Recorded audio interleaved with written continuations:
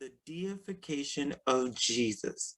And so, um, just to give a little context, the time that we are going to be spending this last segment on is on the destruction of the temple and afterwards.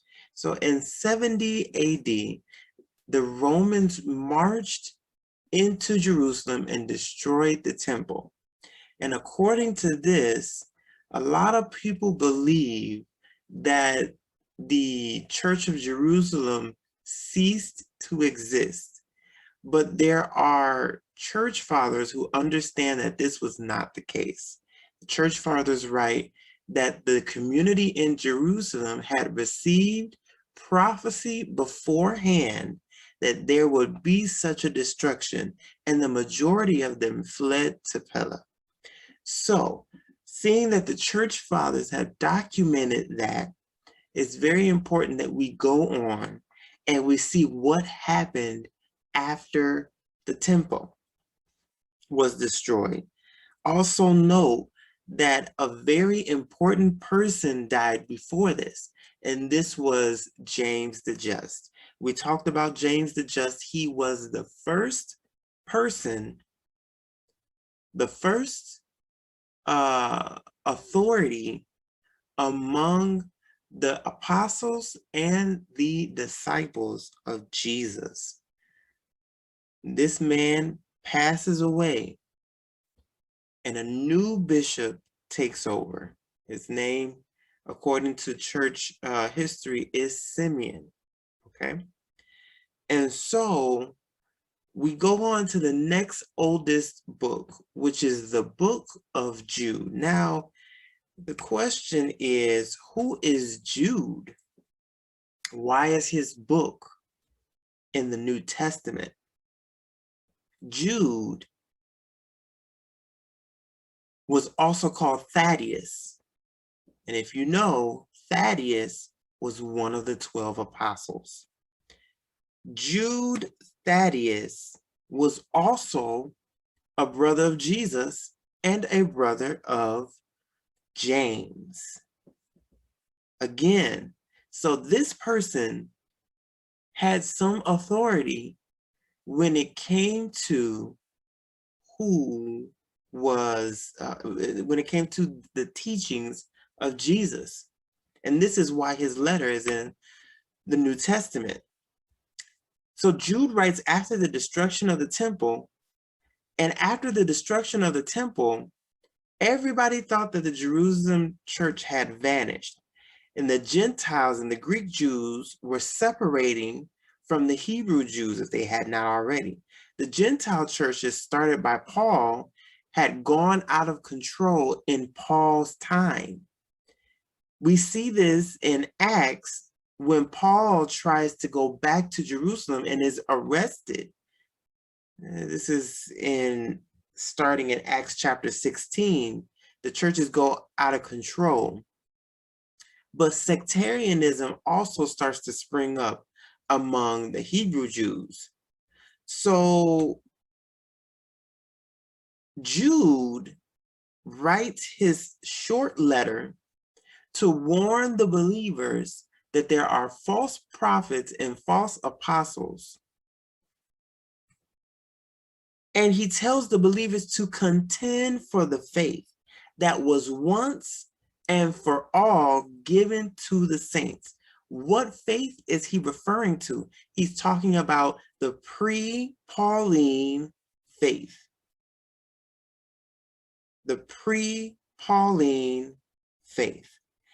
All of the writings after this, and well, not all of them, but in most of the writings, you can see that things are going out of control.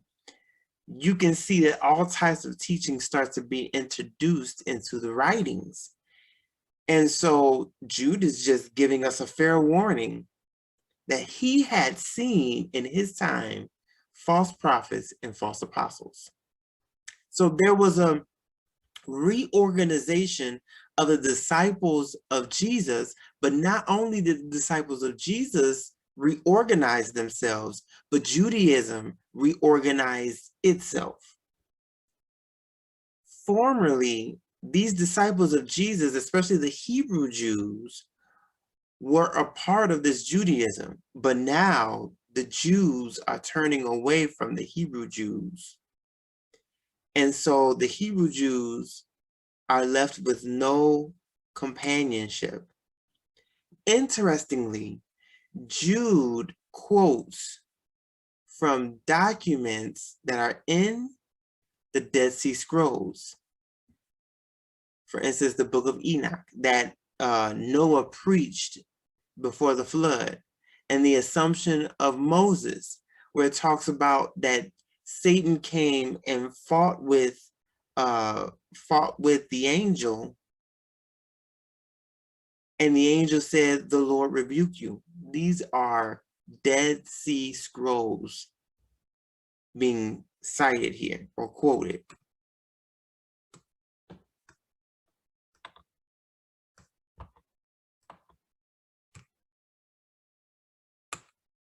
There we go.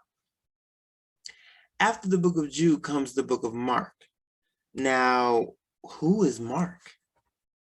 There are Marks that are written in the Gospels, but this Mark, according to Christian tradition, was a disciple of Peter.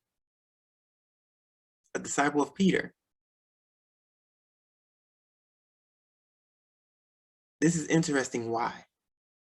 Because Mark writes a gospel concerning things that he had not experienced, but he wrote what Peter told him, the things that Peter told him.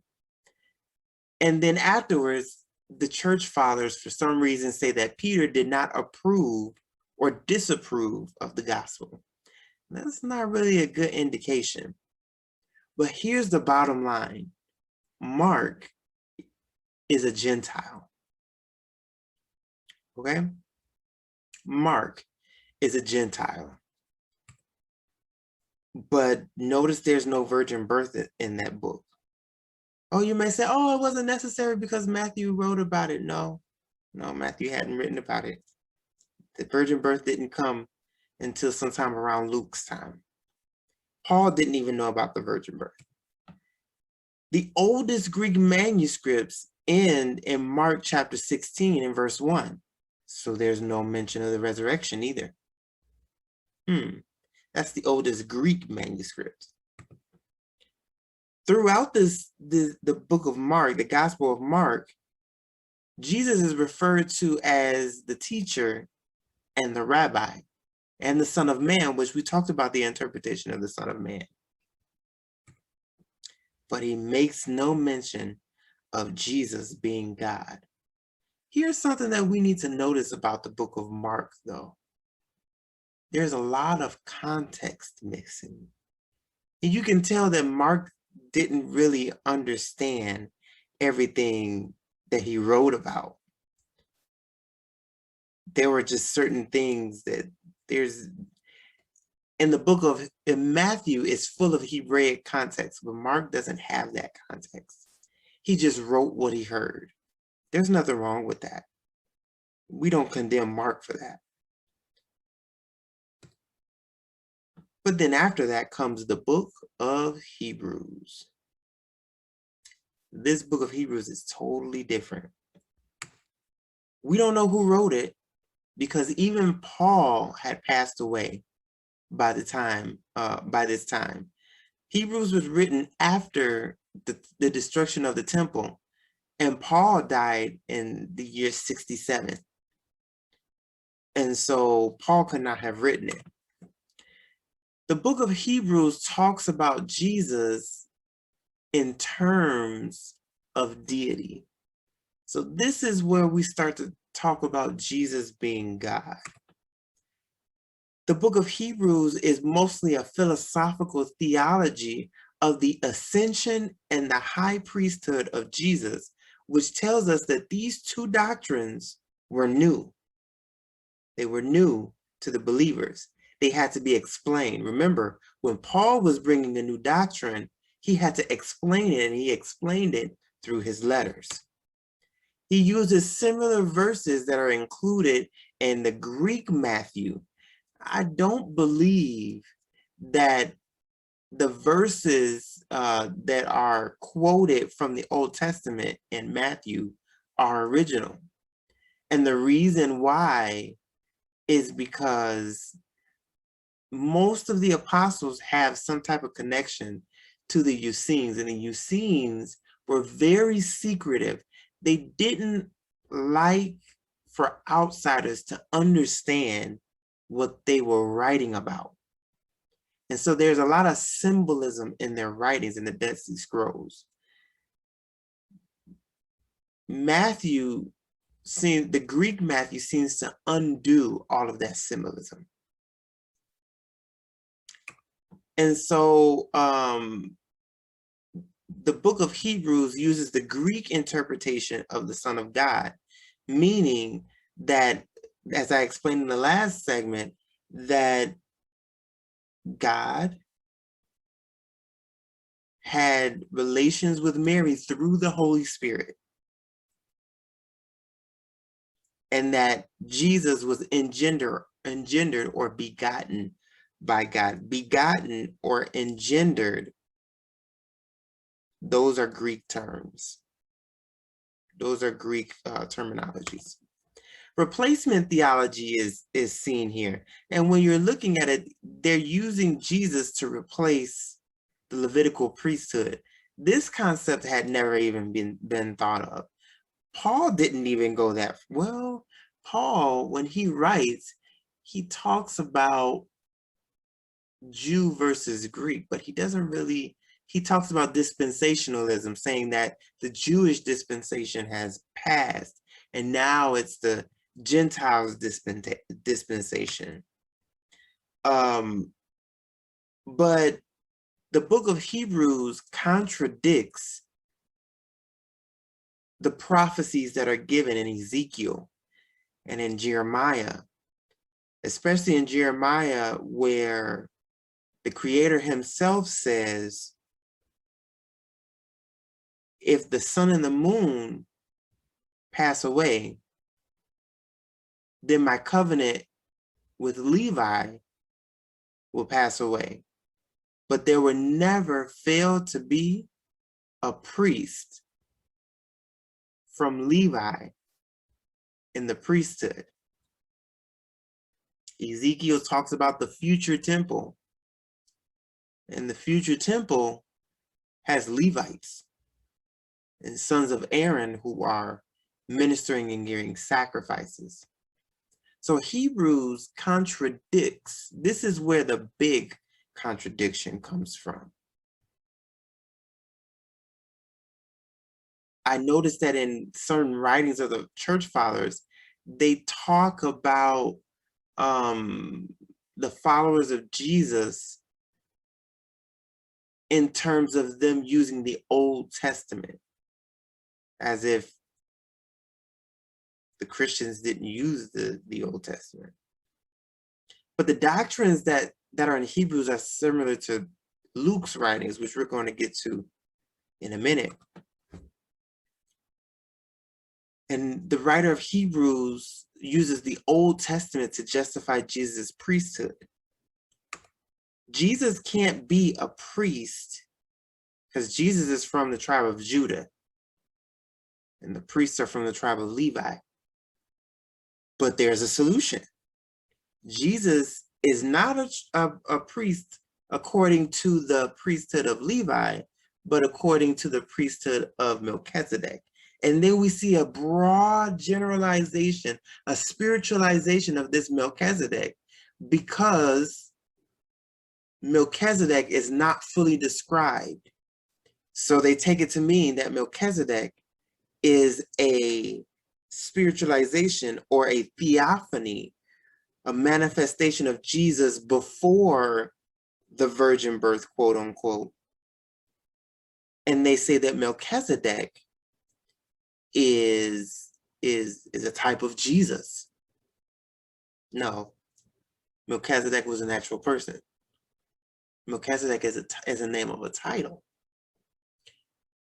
And so we see this spiritualization so that people who are not related to those texts can be a part of Jesus.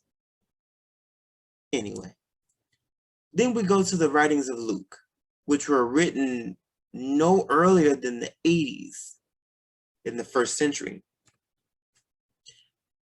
It's important to note that Luke was a convert to Judaism, and he became a follower of Paul. How do we know that he was a follower of Paul? Because there is a point in the book of Acts where it's no longer and he and they, it's and we. And so whoever's writing the book of Acts, which is normally presumed to be Luke, he's participating in Paul's journey. And where his journey with Paul ends, the book of Acts ends. This is a problem because the name of the book is called the Acts of the Apostles, but we don't know what happened to the apostles if we read the book of Acts. They disappear and they're overshadowed by Paul. You notice, I don't know if you noticed this or not, but in the New Testament in our Christian Bibles, you have Matthew, Mark, Luke, and John, and then you have Acts. For the first 11 chapters, it's all about the apostles, but then everything becomes about Paul and Paul's perspective. Paul overshadows the apostles. Then when you go into the new, further after the book of Acts comes Romans, all of the books of Paul. After Paul comes the apostles. So you see that there is an intentional, because the apostles didn't put the New Testament together, there is an intentional effort to make Paul overshadow the apostles to the point that we don't even know fully what the apostles taught, because Paul is overreaching in the New Testament. So Luke's gospel has the virgin birth and the resurrection. He also has the ascension in the book of Acts, the coming down of the Spirit on Pentecost, and then there's Paul. He's the first to speak of hell. And then after his mentions of hell, all of the other references in the New Testament were added. He's not the only writer to mention the ascension, but he is trying to make a story out of it. Interestingly, when we read the book of Acts, Luke quotes the apostles as saying, Jesus of Nazareth, a man approved by God to you, and by mighty works and wonders and signs which God did by him among you. So here we still see a low Christology. Jesus was a man.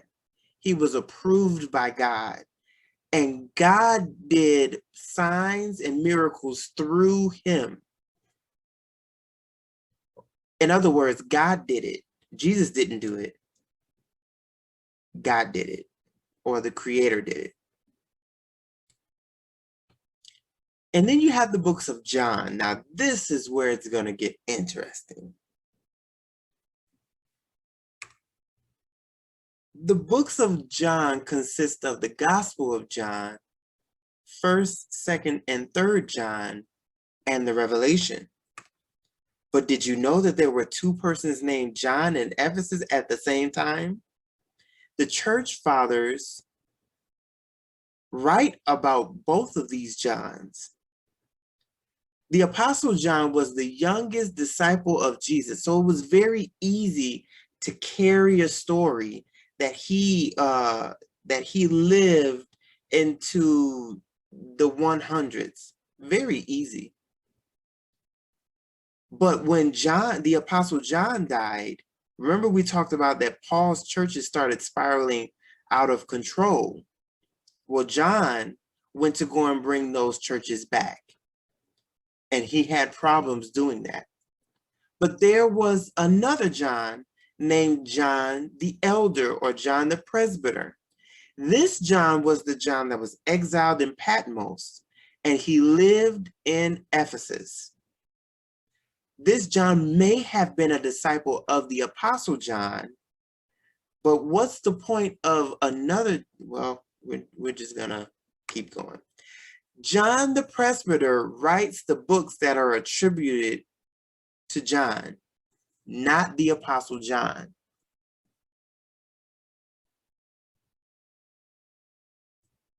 One of the interesting details to note is that there was already a gospel that seemed to have been approved by the apostles, and that would have been the gospel, the Hebrew gospel of Matthew. I'll have you note that the apostle Bartholomew is actually said to have brought the gospel of Matthew to India with him. And so this lets us know that all of the apostles had approved of this gospel. So what was the point of John writing another gospel? There was not. There was not. None. Okay?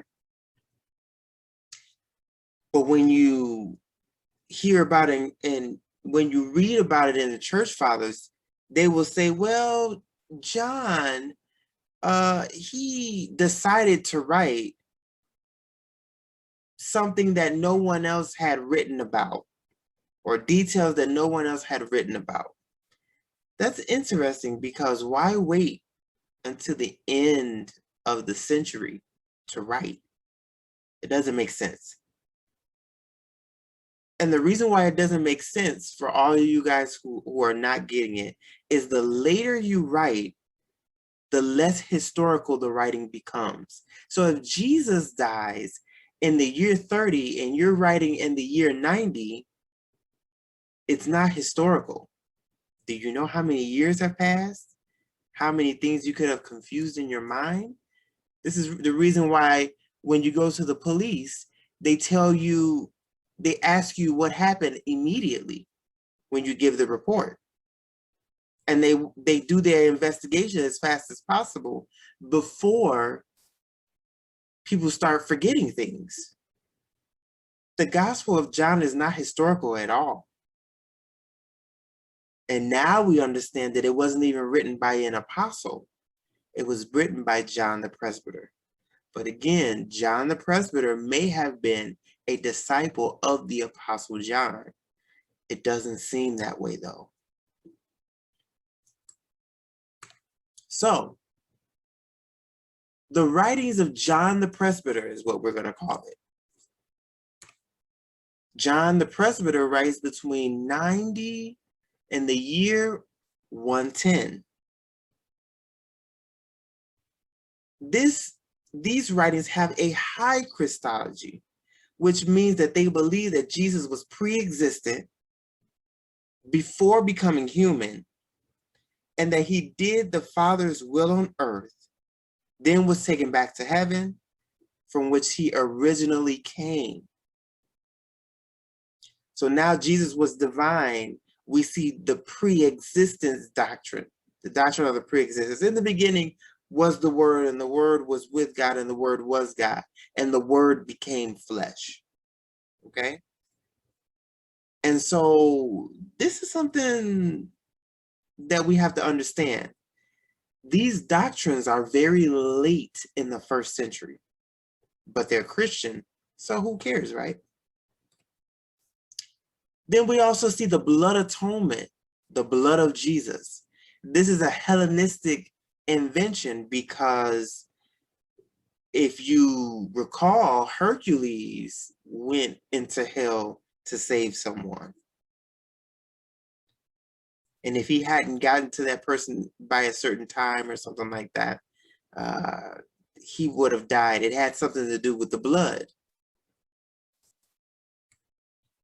Note that the Gospel of John is where many Trinitarians get their doctrine, their proof texts from. The Lamb that was slain. This is the Lamb of God, as is written in John chapter 1. Or how about if you have seen me, you have seen the Father. Very, very, very Trinitarian-like. But one characteristic of the book is that they're all against Gnosticism, especially First John. He specifically says that if you don't believe that Jesus came in the flesh, then you are not preaching the right gospel. But the Gnostics, again, believed that Jesus did not come in the flesh.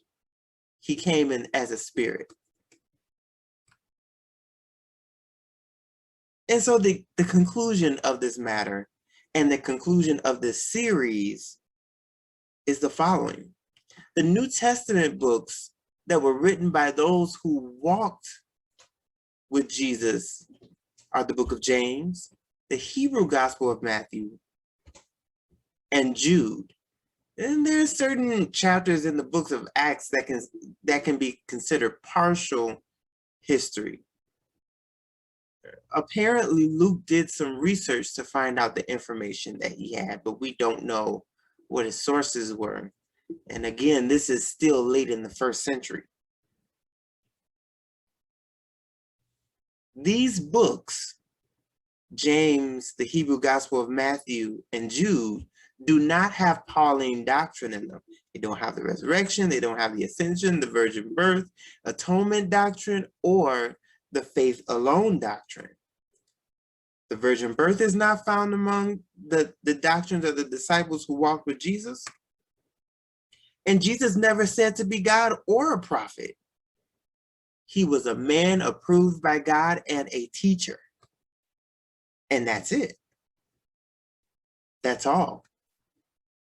And so the question that we need to consider is this.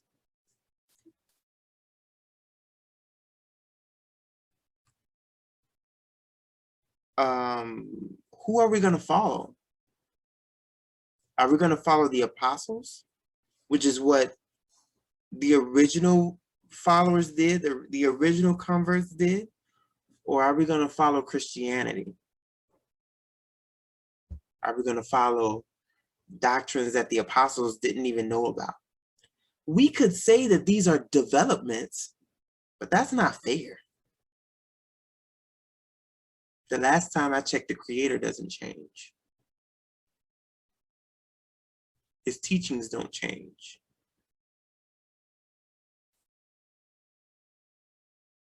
But at the end of the day, it's up to each individual to make those conclusions. But anyway, that's all I have for you today.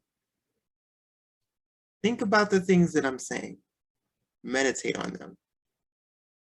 And prove them. If you have any questions, let me know.